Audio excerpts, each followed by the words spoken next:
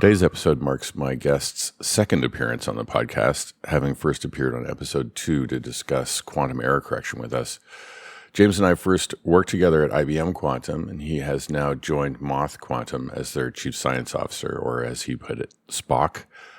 James' approach to quantum computing has always been very creative, and he's made it a personal mission to try to find ways to make the topic more accessible. I played the iOS game Hello Quantum on my iPhone before I knew James was the creator behind it, and I remember being sort of floored by the idea that this incredibly esoteric field could be used in creative ways and for creative endeavors. I really think that's an incredibly important aspect of the development of the technology overall, is to make it more rooted in sort of cultural activities. I think that's a thing that happens as things move from very niche into the mainstream, and it's a really vital part of it, what we need to do in the quantum computing field. I was really delighted when I found out that James was at the APS Global Summit, and even more delighted when he agreed to sit down with me to record an episode. So thanks once again to the American Physical Society for the space to record while I was there. And now let's get to my conversation with James Wootton. 2 T's, no E's.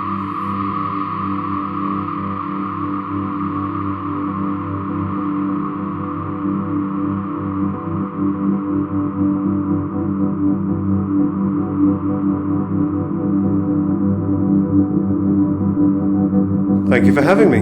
Good to see you again. Again, exactly. Long-time listeners will remember that you were on the podcast probably in the first 10, somewhere in the single digits episodes, I think. I think I looked it up the other day. I think it was episode 2 or something. Oh, really? Oh, it was that early? Wow. Okay. Wow. I know. I think we talked about quantum error correction at the time because you have been my go-to resource to explain the hard math for quite some time now. We were both at IBM at the time when I started the podcast, I think, or I just left, but you were still at IBM. We knew each other when we were both at IBM. And I just wanted to have you on again because I think, you've now left IBM. You've joined a new company, which is in some ways, in my mind, the role you're playing is sort of, and the company you've joined is sort of closer to what you've been interested in sort of from the very beginning, which is a somewhat unconventional take on what quantum computing might be used for. So how about you tell us about that? Okay, yeah. So I suppose the origin story, if we go all the way back, begins in the same place as the origin story of quantum mechanics itself 100 years ago. So I was in Arosa, which is a ski resort in Switzerland, and that's where Schrödinger came up with the wave equation. Oh, really? Wow. Which I think is part of the motivation that we used to have this annual meeting there, right? Of our consortium for funding in Switzerland. And I was asked by the technology transfer officer if the research I do could form a company. And I found it so laughable. I think I did actually laugh in her face. But it got me thinking, especially at the time when I would do simulations of quantum error correction, I would think of a distance 10 code as being a small code. Right. So that's like 200 qubits. And I would be thinking, not enough. Yeah. Whereas if you look at what was going on in hardware at the time, it was something like 5 qubits was the absolute bleeding edge. We were stuck at 5 for a long time, too. Yeah. And to do anything with that qubit, you would have to convince an experimental group to dedicate a PhD student to give a year of their PhD to running your thing. So it really wasn't what we were imagining as being quantum computing. Right. So that led to a bit of a lack of motivation and the idea that this was all sci-fi. And it wasn't really giving anything back to the taxpayer who was actually paying for all this. So at that conference, it's very civic-minded of you. Yes, thank you. So at that conference, I came up with this idea of making a puzzle game out of my research, because there's certain areas of quantum error correction that you can build really complex, fancy, optimized decoders that do the best that you could ever possibly do. But there are other aspects of quantum error correction where heuristics are about as good as you can do. So we could turn that into a puzzle game, give it to the public, and they might come up with the best decoder. Gamifying quantum error correction. Yeah, exactly. Yeah. So I did that. I called it Dikadoku, Right. which is still my handle Yes, on it is. social media. Thank you for solving that puzzle for me. Yeah, so it's decode, because it's decoder, and Sudoku is what I combined together to form that name. So yeah, that was 2016. I got some money from the funding body to specifically focus on creating that game, doing lots of outreach around it. And that was the same year that IBM put 5 qubits on the cloud. Right. So suddenly it became not so sci-fi anymore. Right. It became much more tangible. That was quite the moment, wasn't it? Yeah. Really, I mean, my intersection with quantum was shortly thereafter because they'd asked for help with essentially the open source development community strategy, and I was doing that sort of work at IBM at the time. So I ended up sort of serendipitously attending a quantum summit shortly after that initial launch, and it was that everything else since then has been based on that one happy accident. Yeah. So I think the first time I heard of it, I actually undervalued it a bit. Someone told me they'd put 5 qubits on the cloud, and I was just 5 qubits, whatever. Because it wasn't the 200 that I already decided was too little. But I had put out a paper the year before where I had proposed an experiment with 5 qubits. I'd said, you could do this big fancy thing, but if you want the minimal version, it takes 5 qubits. Right. So I proposed that experiment, and a month or so later, after I heard about the IBM thing, I was thinking, I wonder if I can get someone to run that experiment. Which experimental group can I convince to dedicate a PhD to do this? And then I suddenly realized, hang on, 5 qubits. That's what IBM have put up. And then by the end of the day, I had done the experiment. So it really just showed what a paradigm shift it was. As you said, you didn't have to convince somebody to dedicate a year of a PhD student's time to do the experiment. That's quite a delta from 1 year of somebody else's labor to 1 day of your own. Yeah. Well, I realized this at lunch, so it was only half a day. Okay, good. And by the end of the week, I'd written the paper, so it's pretty amazing. And because I was in this mode of outreach, then I didn't just write a paper, I wrote blog posts about it, did a YouTube video. Oh, don't look at those old YouTube videos. They're not great. What else did I... Yeah, and I also started thinking, because I had this games mindset, well, can I run some simple games on this device? What kind of games would fit? What would make sense? And typically I was doing it also from an outreach perspective, because you're not going to get any new and unique gameplay running on 5 qubits, but maybe you can do it in such a way that at least you can write a blog about the game you've made, and then you can start explaining some of the building blocks. Similar kind of rationale behind Dikadoku. I mean, similar sort of the game is helping illustrate the concepts. It's games doing something for quantum computing. So I did some of those. So I think I hold the record of the first quantum game. Although there's a game called Universe Splitter, that uses Ide Quantique's quantum cryptography, which you could say is the first quantum game, because it's quantum. And it's kind of a game. So I do the first quantum computing game. Okay, good. Good. I mean, the qualifications are fine as long as you can claim a first title. Yeah, well, I'm always annoyed by firsts, because everyone's always saying, no, that first didn't count. Right. This is a firstier first. Yeah. I was joking with the Quantum Realms games guys the other day, because they've made Quantum Chess. Yes. And that's a commercial game. You can buy it on Steam. Yeah. Go and buy it now. Yeah. And they've also run it on quantum hardware. Right. As part of these demos. It was in a Q2B a few years ago. Yeah. So they claim, and it's a good claim, that they have the first commercial game that runs on a quantum computer. Yeah. And I was like joking, well, we're going to come up with one that actually runs while you're playing it. So now we're going to claim that it's the first real-time quantum computing and game. your one doesn't count. But really, firsts aren't the thing. It's what you've done that's impressive. And they did something that's impressive. It is. And we're going to do things that are impressive. Yeah. So everybody can. There's no need fighting over it. Yeah.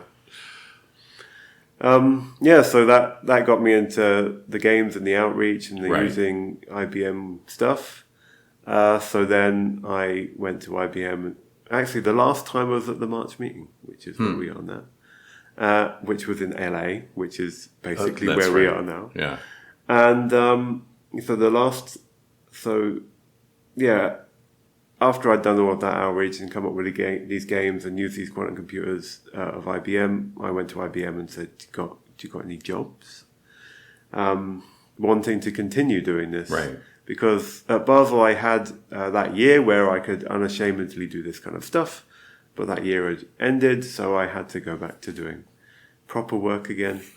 And it would be good to join IBM and be able to do that stuff. Right. Just out and out, do quantum and games and that kind of thing.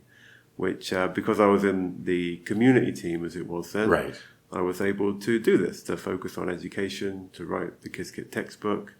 I collaborated with IBM even before I joined, making an educational game called Hello Quantum. Right.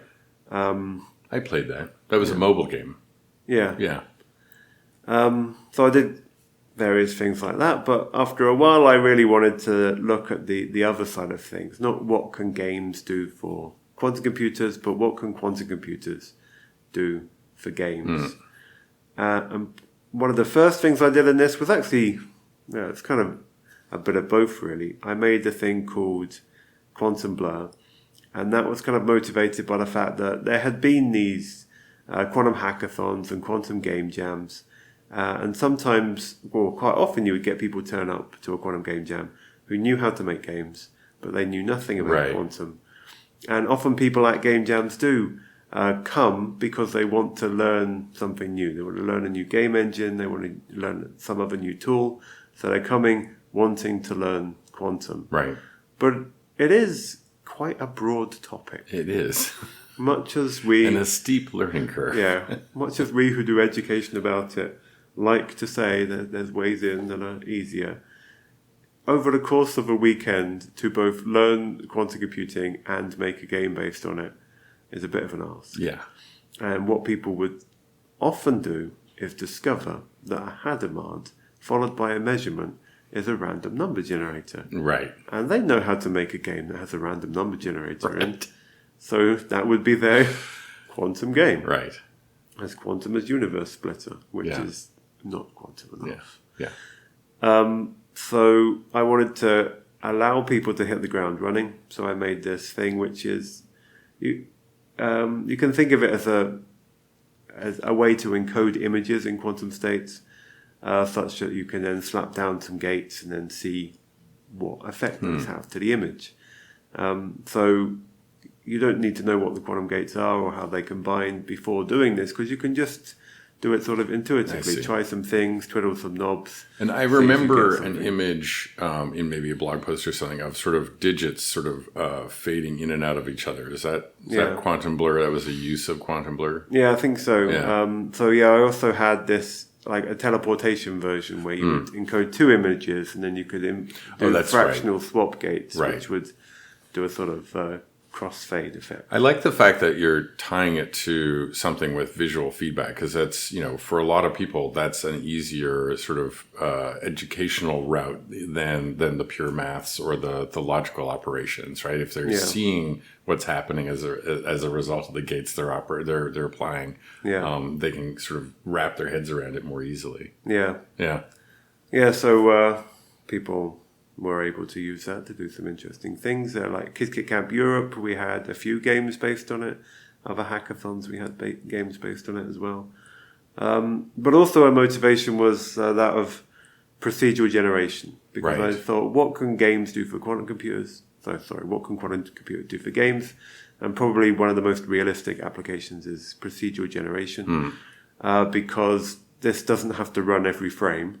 Which is completely unrealistic. And you could also generate content for many players all at once if it's a massively multiplayer thing. So you're not reserving a lot of quantum computing time just for every single player.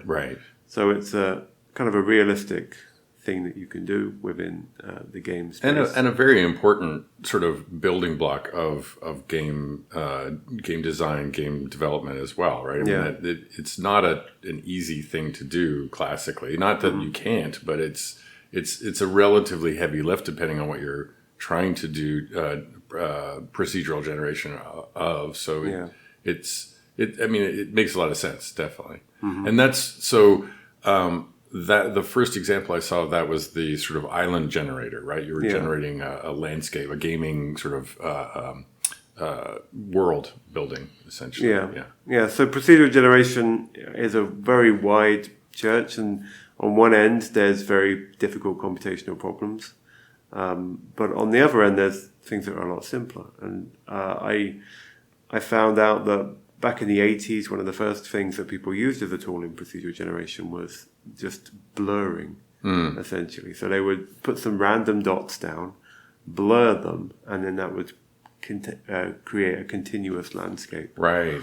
So part of my motivation behind making this quantum blur was also to make something that was like a blur effect, but also had quantum interference. Right. And then we could use that same thing to do terrain generation, but quantum. Right. So I was generating some quantum islands and rendering them in a Minecraft-like game engine that at the time was called Minetest. That's right. I think that still exists. It's an open source sort of clone of Minecraft that people use as a development environment or an open source sort of alternative to Minecraft, right? Yeah. They've renamed it in the last year. Oh, have they? Okay. But if you search Minetest, you'll still find it. Yeah. So I was creating some islands. One of them went in James Weaver's Minetest game, Kit Block. So if you go and find that, there's an island. I helped James. He did all the work. I just sort of worked the crowd, made sure everybody was okay. In a seminar with about 65 middle schoolers, where he presented Kit Blocks, got them up and running, and it was really remarkable because these middle schoolers didn't. I mean, he sort of did like the polarized light demonstration and a couple of other sort of contextual introductions of quantum, and then set them loose on this level, this Minecraft level, and they went like, "Oh, Minecraft, I know how to do this." And they, the first kid who finished it was like in 45 minutes or less. They just finished the entire thing. And there's a whole series of increasingly complex quantum circuits you have to build to solve these puzzles. And not once did any of them say, "Look, this is very non-intuitive," right? It was Minecraft. It was very familiar. So it was a great example of how finding the right context for educational content can suddenly unlock, very frictionless kind of learning. Yeah. Also finding the right age of people. Yes. We found this with Hello Quantum as well.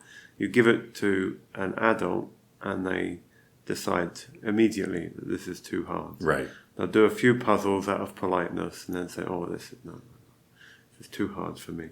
You give it to a child, they just sit there for 10 minutes and complete the entire game. Right.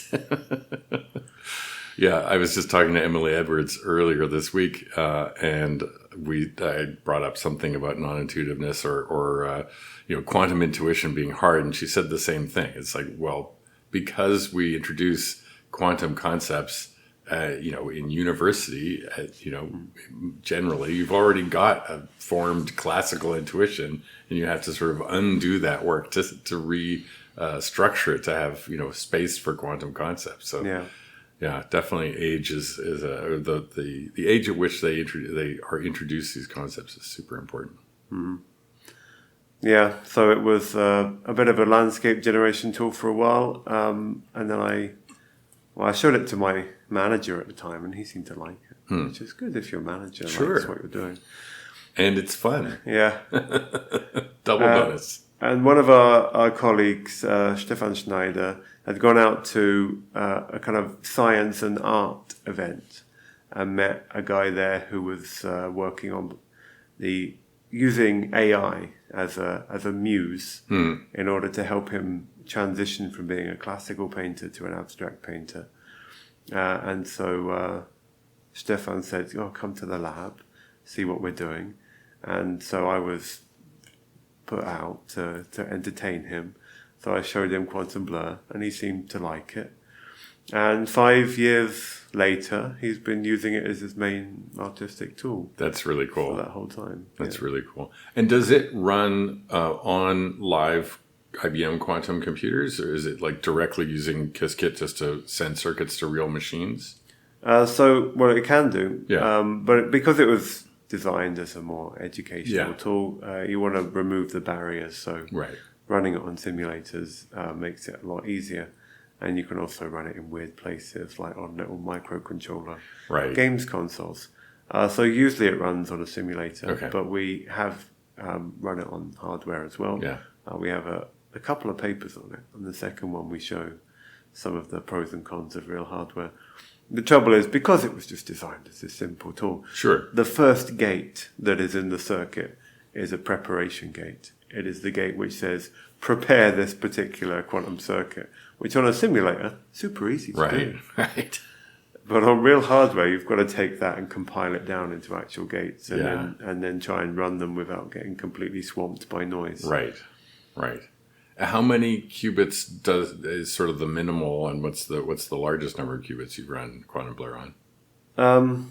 It can depend. So basically the number of pixels you have in your image, it's the logarithm base 2 of that is how many you need. Okay. So I think it's something like 20 qubits, you can get a really good HD image. That's cool. That's really great.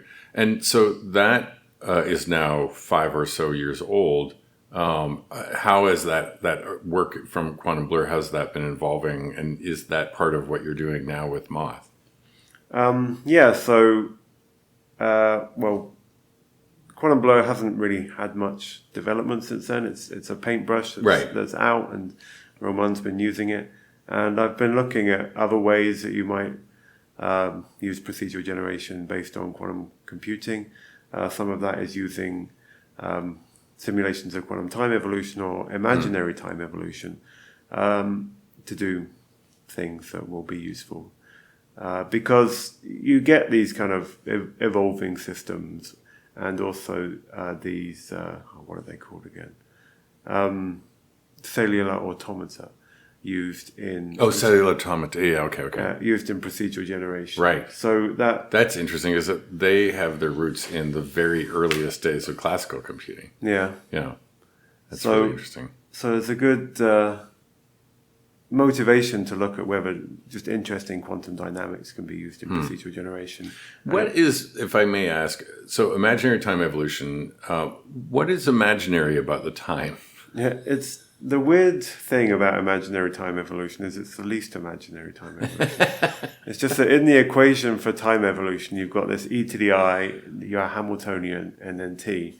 And that is the equation for doing normal unitary dynamics, which doesn't drive down to the ground state of your Hamiltonian. It just processes around all of the energy states.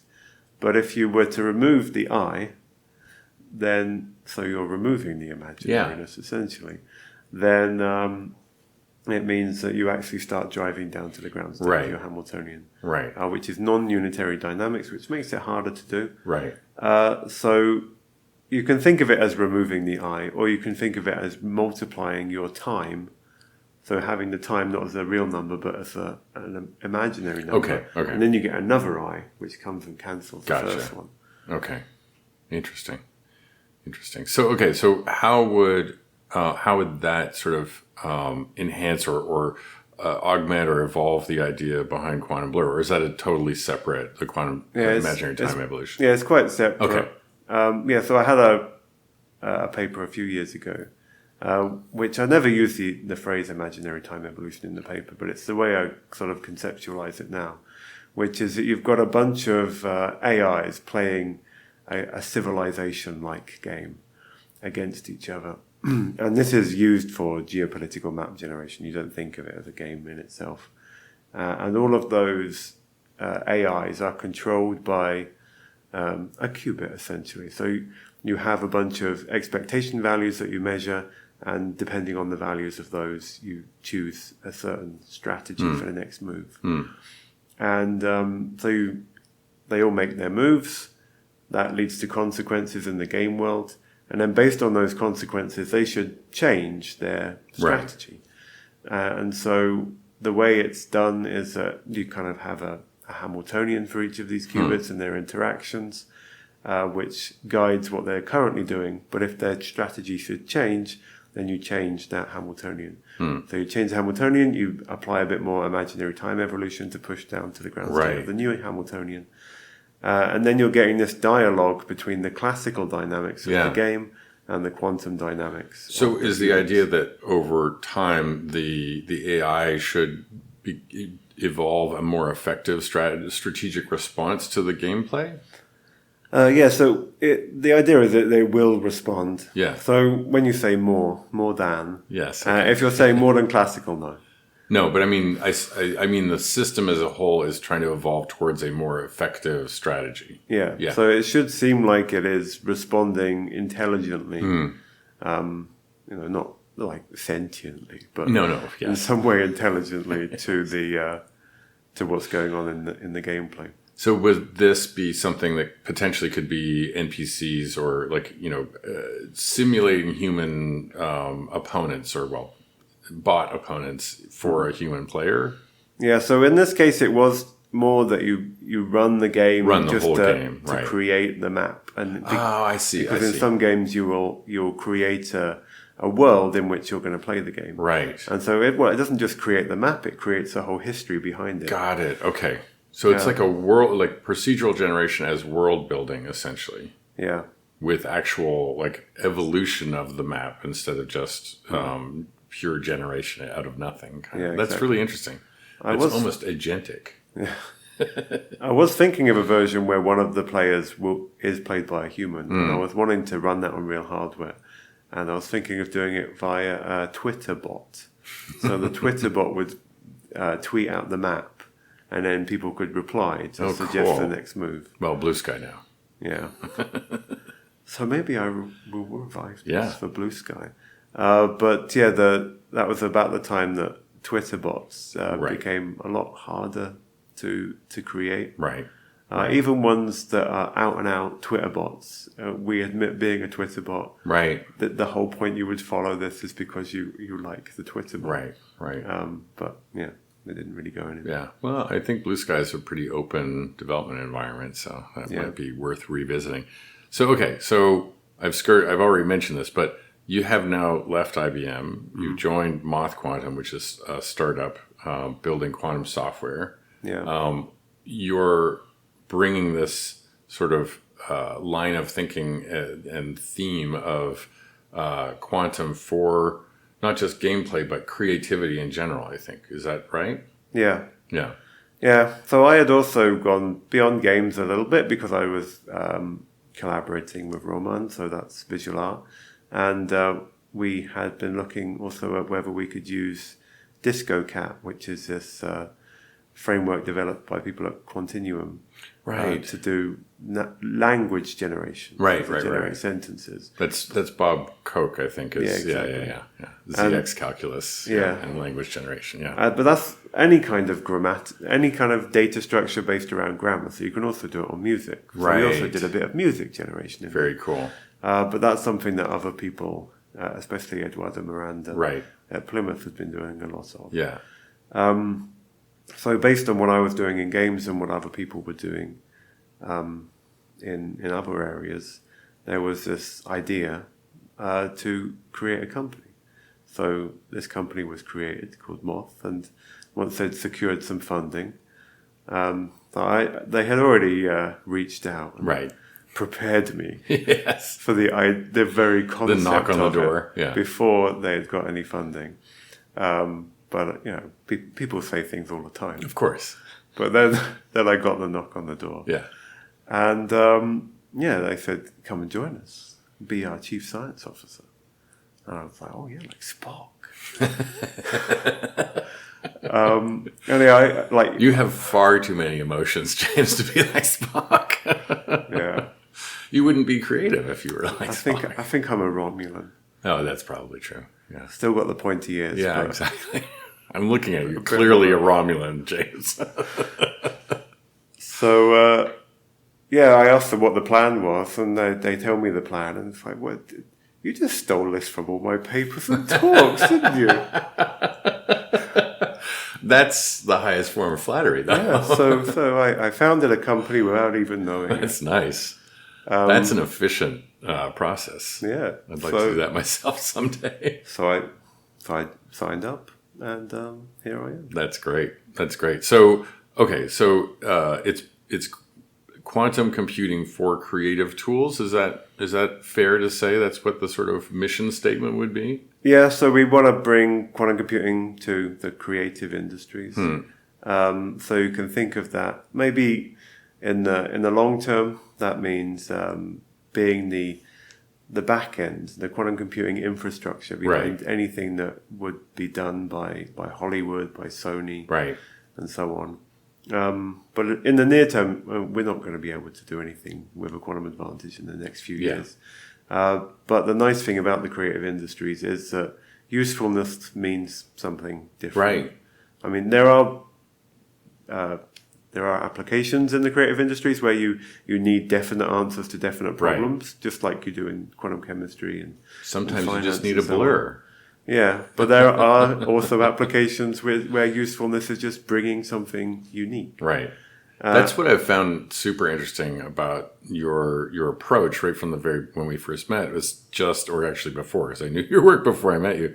It is that it is finding this interesting corner that I think is overlooked, where, as you said, it's for creative purposes. You don't need a superior solution. You need something that's sort of opening up possibilities that are, not about performance, not about exactitude, not about speed, but about sort of an oblique approach to something, right? Something that's unexpected or aesthetically pleasing or whatever, right? It's much more about the uniqueness than about the bestness, I guess. Yeah, exactly. There's still some challenges over exactitude and speed just to make it usable.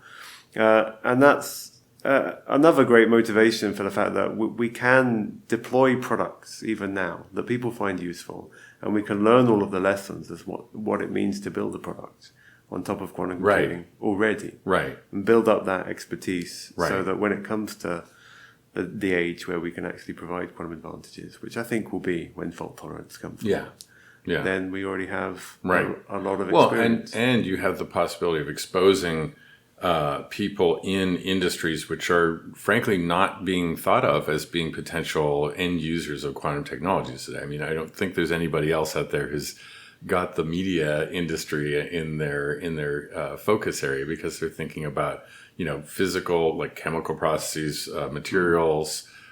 Maybe they're thinking about financial or pharmaceutical applications, but all of those are much more industrial and certainly not something that's interesting to a media company that's making films or music or other cultural content. So I think it's really, really exciting, and I'm really looking forward to what you guys are going to be doing in the near future. Yeah, thank you.